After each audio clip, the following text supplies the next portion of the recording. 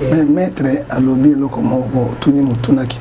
La crise sera toujours. Mais avec Félix Tshisekedi, avec le testament qui nous a été légué par Ossi Mukendi. Namoni ko partager débat on a prophète moi mon lit mon sainte côté mon directement on contredit père spirituel à Félix Roland Dalo. Beaucoup de respect à l'endroit du pasteur Roland. C'est beaucoup de respect. Ça a été très clair et c'est cela même la vérité. Il s'est comporté comme Jésus-Christ parce que Félix a l'éternité. Là Félix a été non tatabo ekolobo c'est non. Félix tu sais qu'il a ça la mandat et puis toko bunda pour ton deuxième mandat. Peut-être 10 ans. Akeina kimia oya 10 ans. Ah, mais pourquoi pas? Oh ça la ni tobi ma mère. C'est un discours à monsieur Fayulu dans une minute. Fayulu Ali Moto benga les dépositaires de la drogue populaire. D'abord, comment je peux parler du discours dans Moto à se considérer comme Mokonzamboka d'un pays fictif, d'un peuple fictif, lui-même dans une république fictive. C'est de l'irréalité. C'est comme si on était dans une république très démocratique de Gondwana. Et là, on a un maître boy. Et là, on a je peux dire au président, Basaga les copains d'Okité. Ndokinde nani ope.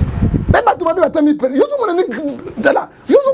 oh, et là on est retourné ngai boy. Plan B au bazar ngo boy bien. C'est le moment. Pétez les plans.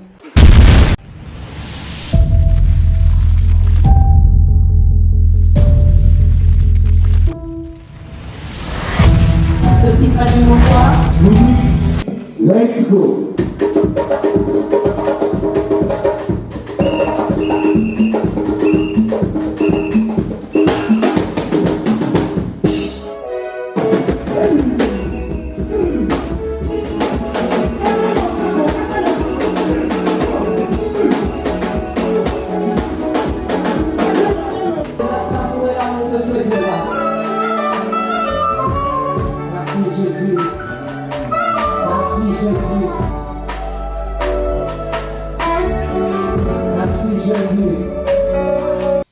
Oui, le bonheur, la grâce m'accompagneront tout le jour de ma vie. J'habiterai dans la maison de l'Éternel jusqu'à la fin de mes jours. C'est la princesse de l'Éternel, humble servante de Dieu, la présidente du Parlement céleste d'Ipitikoa, devant vous, dans vos maisons. On est ensemble.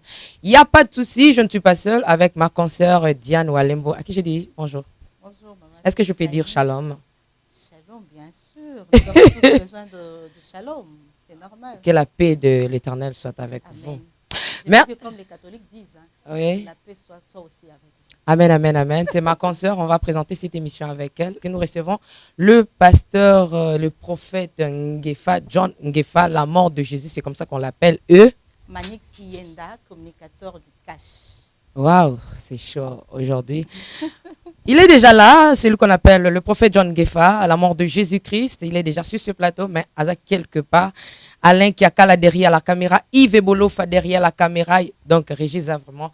Et à Mounene, je vis, il y a Détérémy Boba, c'est ça, et évangéliste Eric Kambouyi, pourquoi pas, celui qu'on appelle, il s'appelle comment, Arsène, voilà, Arsène. Donc, Régis a vraiment, tonda. Mais avant de recevoir l'homme de Dieu, il est déjà là. Ok, on me signale, il est déjà là. Est-ce que Diane, aux imposants, il y a un prophète? En tout cas, à son entrée, on a profité dans la mais pas mal, la téléspectateurs, vous allez partout dans le monde, abonner à les Nazariens télévision, abonner à la Suprême. En tout cas, Tolinga Abino Mingi, avec plaisir. Hein? Avec plaisir. Est-ce que le prophète peut faire son entrée? Oui. Tozo Yamba prophète, je sais que Papa Guy là-bas, là, il y a depuis. Il y a surprise, hein. Ngefa, John Ngefa, la mort de Jésus-Christ, n'a pas actualité, ça est belé, voilà. Waouh, prophète John Ngefa, le sac on a eu. Balatona micro, voilà. Donc c'est Arsène, nous avons là ça, prophète John Ngefa, micro, voilà. Dans le bac équipe Arsène a besoin de la place. Merci beaucoup Arsène, que le Seigneur te bénisse. Prophète John Ngefa, le sacco. Un ballon la gagnon comme il était. Vous voyez déjà au départ. Hein? Ah oui, oui. Est-ce que Nyoka ça na miyoyo? Oui, Nyoka, Zolo na monoko ezesika moko soko longole miyoyo. Asuyo. Ok. Siko yondo swananya ndeto tuna komi balonga Nyoka miyote a Te tozo soit faux pasteur, tozo soit ba politicien pa ya mabe, tozo soit bana nzambi ya pelengendu ya poloso parce que maman Tiffany na lobaka comme na la mort de Jésus na kufa kala. Okay. Je vais dire la vérité, rien que la vérité. Mais il faut pas kufa pas. C'est quoi attends, souka kana la mort de Jésus. La résurrection est à la côté. Bon, so que est là parce que na sa kufa na Yesu na seko pe na Yesu te. Parce que moto seko na Yesu a la vérité parce que Bible zo bisabiso na Jean 14 verset 6 à l'objet je suis le chemin et la vie et la vérité. Et le moto na nzambi fa za moto ya bosembo. Prophète John Gefos à l'aise. Naza très à l'aise. Vous avez qui à 4 chez ça hein. Oui oui. Vous avez eu mon côté donc ils en ont tout sous aux là. Problème exact. Au bangate banga. Mama na sa zika kana Yesu na kufa na polo. Oloba vepo ezarate oloba vérité. Vous avez mon kolobaka. Tango mona bachelo muto komiono boyo batole so boya ko monzima ba onde ngo isalanga pasi. Bon, maman Tiffany. OK. Nazali moko ya mboka oyo. Où il a défendre le christianisme avec les musulmans 3 ans et demi de sel.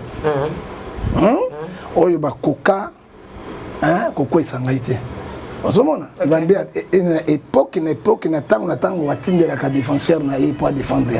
Alors à part sur la banque ba musulman. Et puis je te dis quelque chose. Il faut savoir que les musulmans ba imam na bango ba l'équipe ba pasteur na Bible ko la Bible. Bango ba yeko la Bible makasi mais ba pasteur ba yeko la Coran. Te po yo za sous pasteur peut cater en ba te bon chose aka pasteur. Comment politique tout ça et puis position zo ibanate quoi. Là aussi au long ba pasteur au long ba politicien. Mais c'est ça la Bisayo. Ce qui est boy politique, Hollandais politique et Hollandais la pays. Parce que politique, il est quoi maman. Parce que dans notre église, tout ça va fidèle, oyo politique, bah conduit, bah ça, bah fouta. Alors si les choses ne marchent pas, on va dire les choses ne marchent pas. Si les choses marchent, ça marche. Faut dire la vérité. Voilà, prophète, tu regardes la caméra. Est-ce qu'il y a déjà quelque chose à dire aux téléspectateurs? Et là, on regarde les spectateurs, les alités, tout le barak à vérité, peut bosser. Parce que vérité, quand on a beaucoup. Qu'est-ce que ça va entendre peut-être? On appelle si, bah, tout le monde sur des Nazariens botte. Kolo apambola bino mokimba mi kolebele to kabona ki musala pesa libéré. Parce que na te na ko kimalenza te musala ndé et sur les kaibele parce que oyebi formation des motos et fungula batomiso. Nous sommes là pour te défendre un christianisme, de te défendre le pays mboka na biso, nabo solo, nabo vérité, nako banga nzambi. Alors nako banga motote ata au moins moto nako banga siko za Yesu.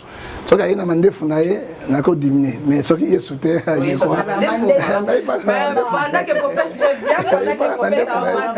Ata mandefu za signe ya autorité.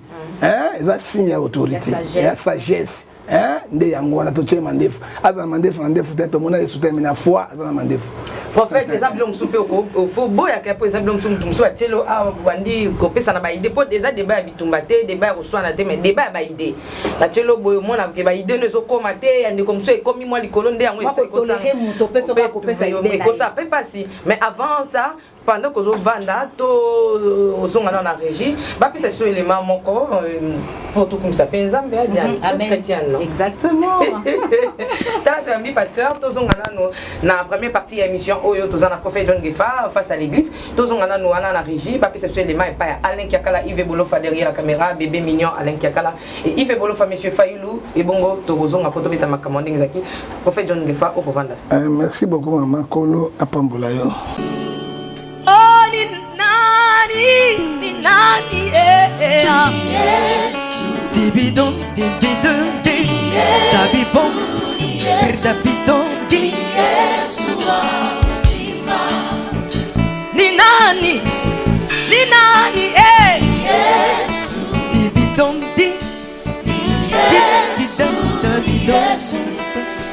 Yesu uzima Asante sana Bwana Tibidon dida bidon da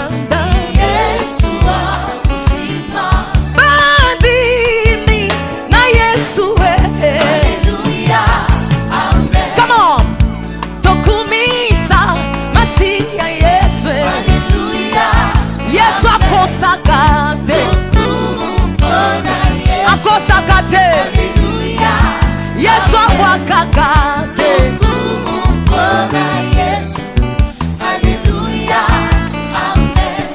nalabi seleka ngai nakosale la Yesu na ngai nakosale la Yesu na ngai. Est-ce qu'on peut acclamer Jésus? Est-ce que tu peux acclamer le roi de rois?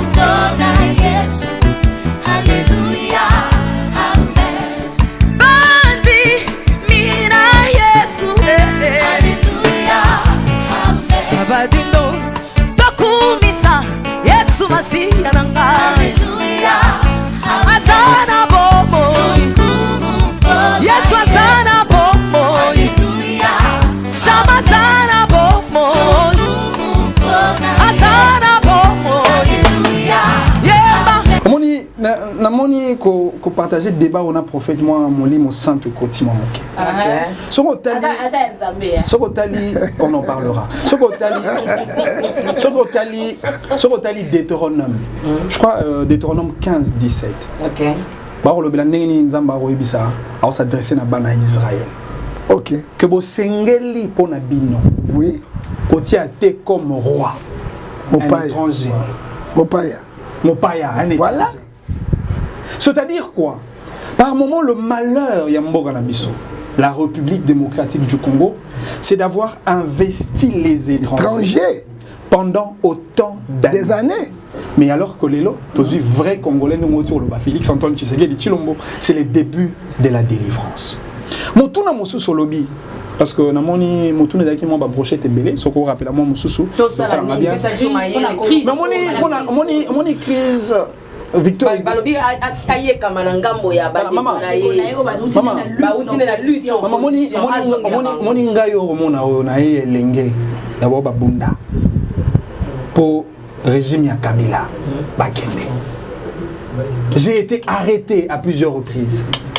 Nous avions vu la neige. Nous avions vu le cachot, l'Ipekine, etc. Toala, Tokotobunda. Mais oui. Plusieurs fois, la nerf. Non mais, s'il vous plaît. Comment ça va yebi? Tokangama déjà. Moi naebi ba stigmate ya régime ya Kabila. Pour bakanga biso, to betama, to kota boloko, to kota aner et ainsi de suite. C'est-à-dire quoi? Na ba on a début Keli Bitumba ya bolamu. Namabé. Tant que nous vivrons, la crise entre les enfants de Dieu et les satanistes restera toujours. Mais attention, le Dieu Tout-Puissant, Jésus-Christ, vaincra toujours. Tant que tu revivras c'est pour Baba, Congolais. La crise sera toujours. Mais avec Félix Tshisekedi, avec le peuple, avec le testament qui nous a été légué par Ossi Mukendi, le peuple gagne toujours. Vous allez contredire directement au contredire père spirituel à Félix, Roland Dalo, Maman Lobaki. Non mais écoutez, non mais s'il vous plaît, s'il vous plaît, il faut beaucoup de respect. Je le dis 3 fois, beaucoup de respect à l'endroit du pasteur Roland. C'est beaucoup de respect. S'il vous plaît, les cardinals Ambongo. Je dis beaucoup de respect à l'endroit de monsieur Roland Dalo. C'est votre pasteur? Non, c'est pas mon pasteur. Okay. Je ne suis pas dans son église. Mais c'est un pasteur que j'admire de par sa moralité, de par sa probité morale, sa discipline, le respect de soi. Et je pense qu'au discours, il a été très clair. Et c'est cela même la vérité. J'aimerais le dire avec toute l'humilité que je peux avoir.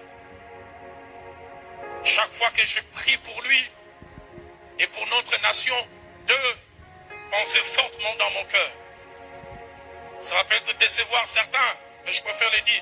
C'est ma part de vérité. Elle est peut-être partielle, mais je la partage. Nous ne connaîtrons pas le véritable âge d'or avec l'actuel président. Ah, ça vous choque, je préfère le dire. Mais deuxièmement, je crois qu'il va remettre les trains sur les rails et il va lancer la machine. Ce matin, au séjour de ces 70 ans, 60 ans, je précède tellement ça vient dans ma tête. Dieu me dit l'âge d'or commencera avec celui qui viendra après l'actuel président, mais atteindra son point culminant au président qui viendra après lui. Il me dit, l'Esprit de Dieu m'a dit, Roland, prends rendez-vous. L'actuel président va-t-il rester après 2023? Seul Dieu sait. S'il a un deuxième mandat, peut-être qu'il ira jusqu'à 2028. Mais après 2028, vous verrez ce que Dieu commencera à faire. Il va relancer la machine, et je le crois fermement. Ce qui est sa bataille aujourd'hui, l'état des droits, la justice, il a fait plusieurs priorités, mais je crois fermement. Ça, c'est sa partition. Excellence, jouez bien cette partition. Allez jusqu'au bout. J'ai tendance à vouloir vous le dire avec tout le respect que j'ai pour vous. Il s'est comporté comme Jésus-Christ. Au nom de la vérité, n'a pas moto. Hollande alors lobi nini. Alobi âge d'or pour Namboka Nabiso. Donc on a Félix Tshisekedi. Mais à Bakisi, alobi Félix Tshisekedi a ko sala mosala ko bongisa nzela. A ko poser ma base de la justice, base de l'éducation, base de la lutte contre la corruption, de la lutte contre l'impunité. Nous devons poser ma base. C'est Félix Tshisekedi. Parce que Félix, c'est l'éternalité.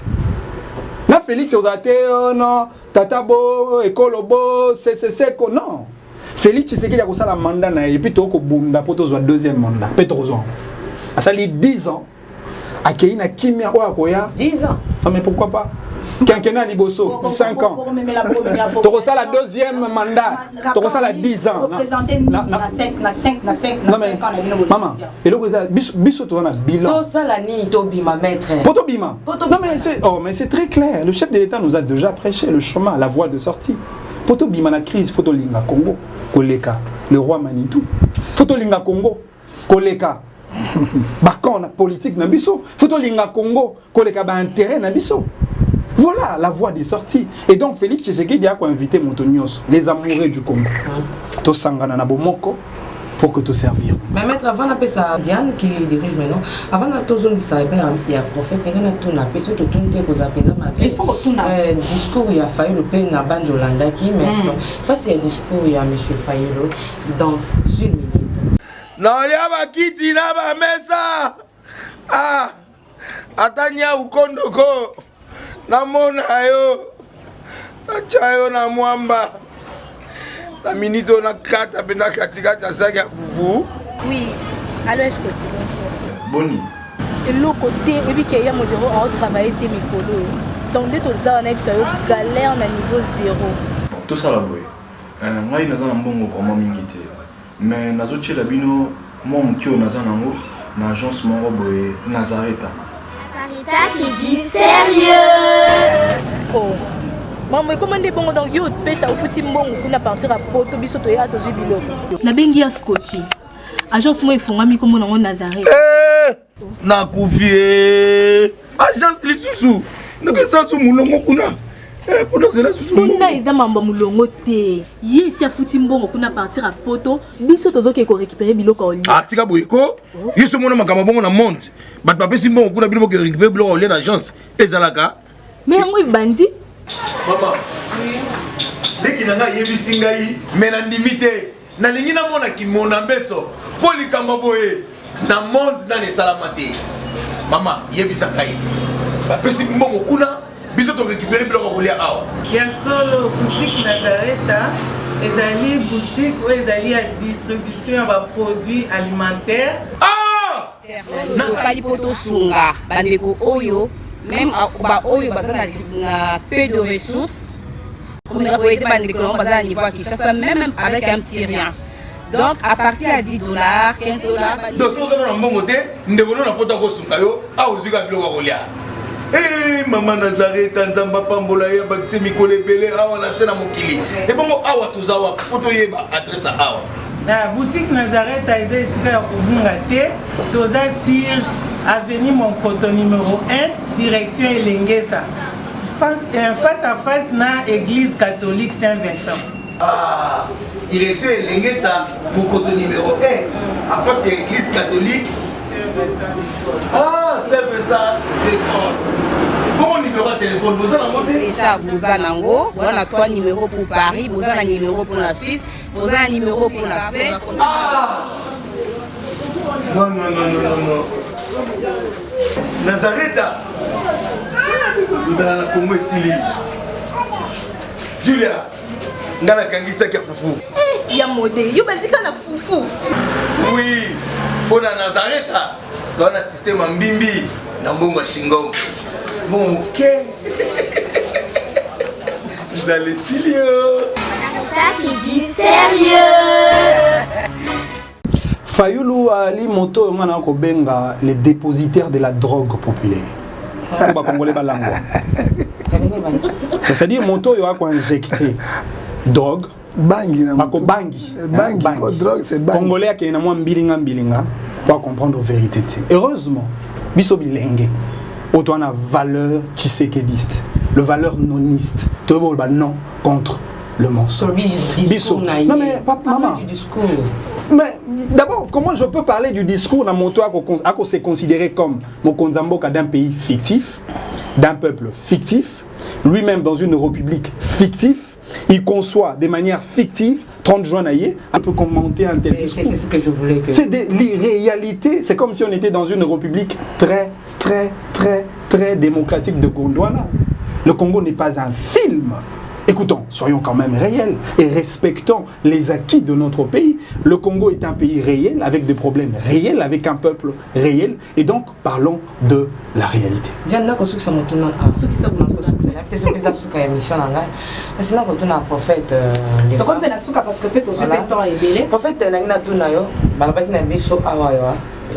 mais maître alobi eloko moko tuni mutuna kitoko ndenge nini tokolongwa na crise oyo tolinga Congo maître alobi ya liboso tolinga Congo tolongwa na ba parti politique to mona Congo kwa grand parti politique na biso merci tolongwa na ba intérêt moko égoïste voilà parce que au moni Congo ana mbongo ebele mbongo ce n'est pas Tshisekedi une année oyo bato ba continue ba poche na des millions. Il faut donc la caisse de l'État. Il y a mis balai et là on a reçu un maître boy pour la tobi mana crise au makasi président Tshisekedi a bangade peuple simanaï. Je te dis la vérité na ba discours ba bongo ba pesina ba cardinal la politique c'est comme ça. Politique est za bongo politique parce que mon toka Trump bazo fingaï. Donald Trump président le plus fort du monde bazo fingaï. Tolongwana yango ya mibale ya suka mama tkana silisa nano eloko ya makasi je peux dire au président basaka likopa na ndoki te ndoki nde nani yope mais bato bato batami per yozo mona dala yozo mona oh eloko ndiko tuna ngai bo yozo mona basaka likopa na ndoki te bato na ba maele mabe est-ce que yoko ndima président akopesa discours na Londres clair président de l'Assemblée nationale, président de la Télémia Bandi Koloba Kolo. Et ça, les mamans. Mais à ça, le président, il y a un té. Non, le président de Bango, il y a un bisognos. Bassara les copains d'Andokité. Maman, tu as ça. Et là, on a le président. Abom Alliance. Tu es au sol, le Ah, ce qui a bomi Alliance. Comment il peuple? Solution encore. La lobby d'un peuple, tel un raison à sous maté. Yon dit ma qui loin est colombe. Yon dit ma qui loin est colombe. Dans la promettre la bisoko. Péter les plans. Péter les plans. Bah promettre la bisoko. Bah comment on appelle péter les plans, peuple, peuple, péter les bango. Président Zana Bango. Mais papa John Gefa na tout na ngaya suki. Oye ça on a chaque fois répondre. Mais to comme na suki. Non, il camote ça 5 minutes na répondre. Tu vas mettre ayoka na pesa c'est pas solo ba mingi na mon discours. C'est que c'est le cardinal qui a dit ça non. Mais voilà, on a ngai siko na kozongisa. Dans une minute. Lamentation chapitre 3 verset 39. Qui dira une chose arrive ça que l'Éternel ordonne. On l'a dit yango.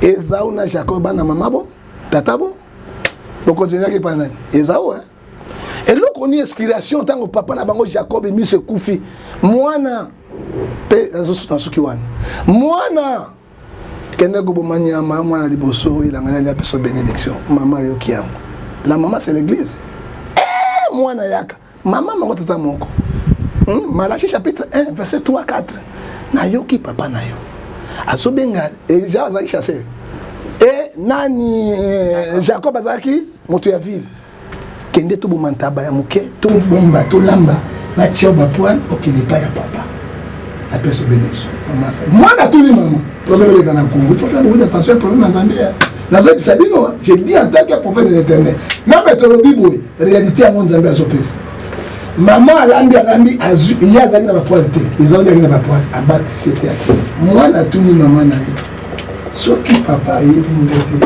osani malédiction de mes parents accueil azu la mbeza et pouvoir la mwana alatisi tanga komi kuna papa yoki na nzoto allez ta comme la bénédiction lobi na yoki nzoto neza mais ngongo na ezaute papa pesi bénédiction na kati ya yi pourquoi papa boya kité dikambo ko sama na mboka te na mandimi yango c'est fini. C'est le plan de Dieu. Je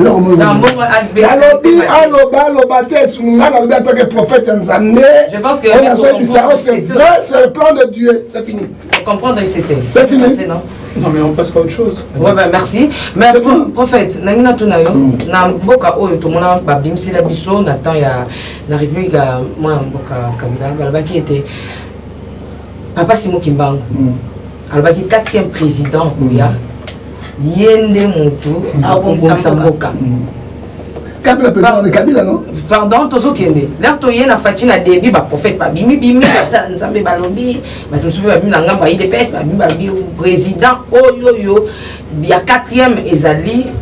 Fati, pourquoi? Parce que Kabila, c'est la continuité, il y a Papa Naïma, c'est le 3e président. Alors, 4e Neza Fati. Donc Fati a 5e. Donc il y a des gens qui ont 5e, vraiment à 4e. Il y a des gens qui ont 5e.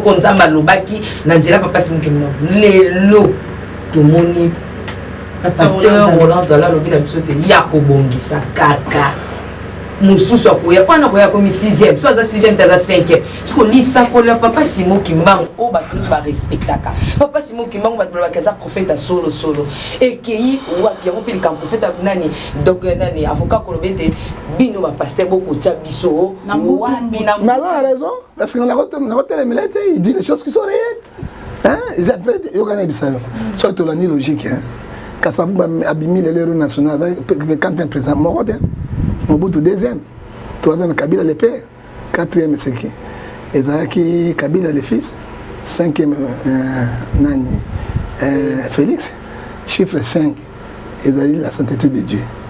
On a dit en gros, prophétiquement, il y a solo. Israël 430 ans à Boum, mais n'a pas qui Moïse. Moïse a bimisa qui bango mais à côté qui n'a été promis c'était. Sorti dans l'eau, à solo ba ya sol, au moins président Félix avant Samakam.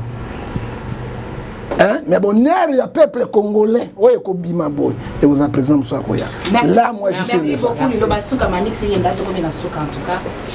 Merci beaucoup. Je suis très heureux à repartager Ngongao très chaleureux, un prophète. C'est un honneur. Et Naroé, c'est un peuple congolais que tu continues à la confiance dans le chef de l'État, Félix Antoine Tshisekedi Tshilombo. Oyo amemeli biso recette ya changement pour Mboka effectivement o toza kozela tokozwa yango congolais akozwa ya kolia ya komela kokende kelasi akozwa soins de santé lolenge esengeli parce que toza ko travailler pour que to offrir dans congolais le besoin vitaux le plus nécessaire et donc ba union so ba politique totika ba clivage ba tendance ba division inutile ba querelle inutile tolinga Congo tozala na bomoko tozala na amour envers notre patrie ndenge ndeko na Christian Bosembe alobaka que la peur quitte vos esprits, que Dieu bénisse la RDC. Merci beaucoup pasteur, un dernier mot en tout cas pour non, il faut paix. Photo yokana. Tant on a moni, bail politique ba du machette. Je l'ai vu à mes yeux. Ko pesa bayi mboka, bakata baninga na bango kingo. nous disons non. Non et non. Tolinga Congo. To focus sur Congo. Total makamboza goya. Nalobaka loko yo bande konanga boyoka. Hein? Maître alobi yango. Deutéronome 15 verset 17. Tango bino boko bima. Nzambe azoloba na Israël. Bozwa mupaya te mokonzi. Po te mupaya koyeba bino te akoboma konyokola. C'est la parole de Dieu. Lelo tu sais que tolinga toloba otokoloba c'est mwana ya mboka. O bato bazoboma ngai naza moti de pesité. Hein? To soutenir mwana mboka.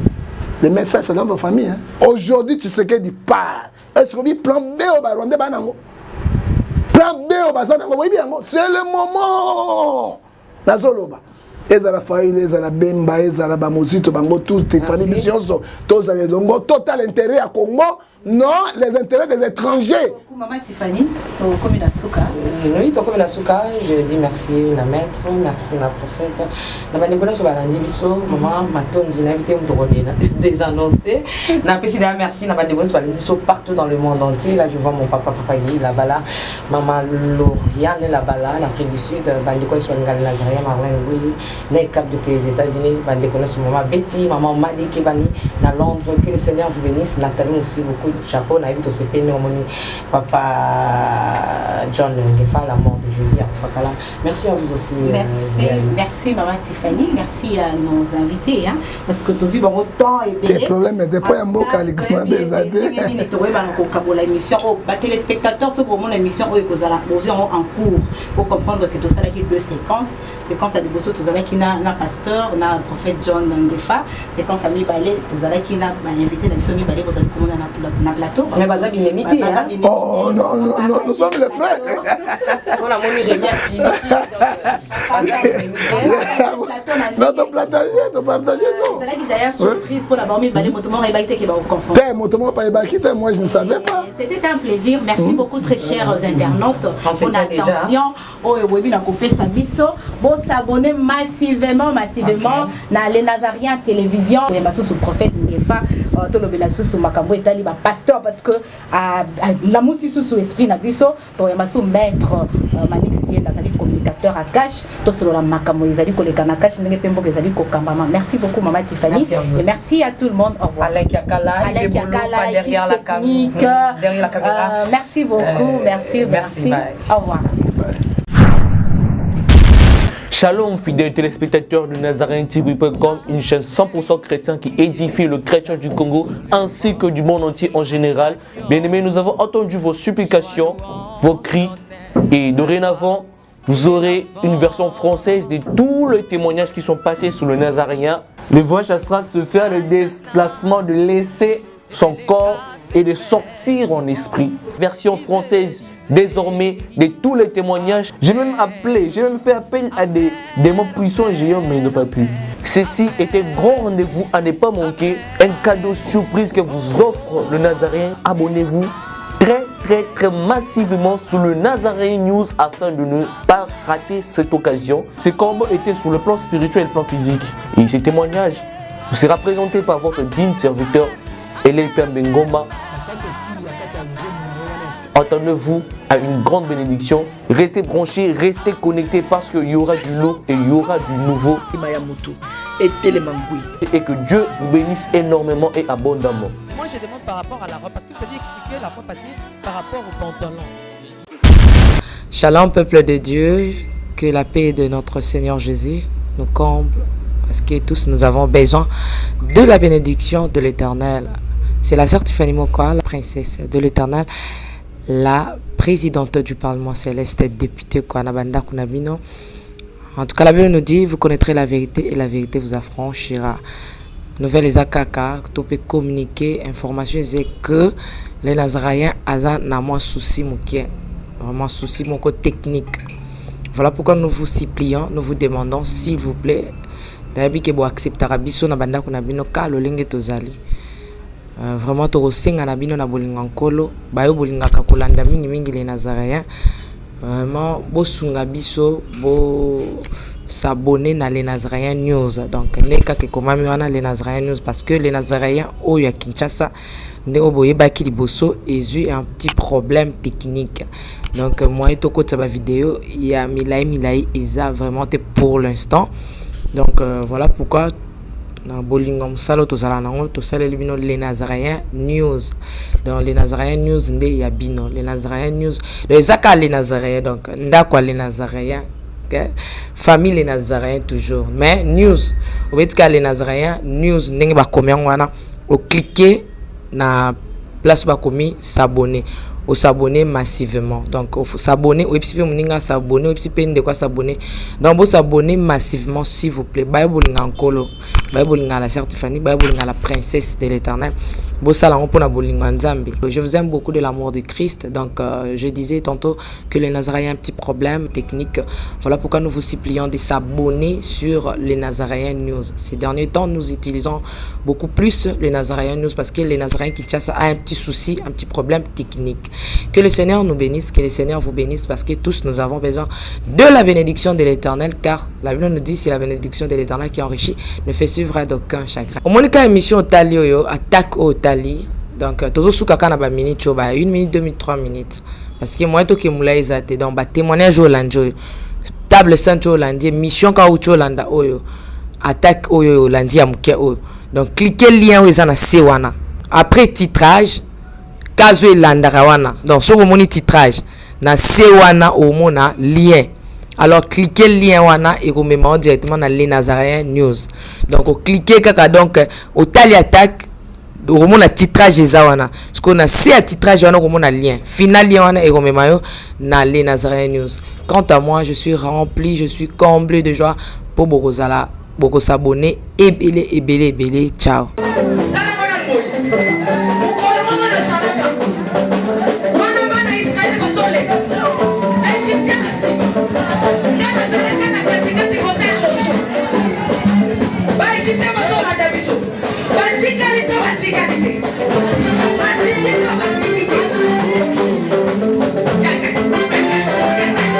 Loba Satan azana ba problème. Oh asimbi kisi. Asimbi kisi. Eli kambwa kisi te yobe ke no luka kisi na osala nini? O simba. Biso tozo yemba.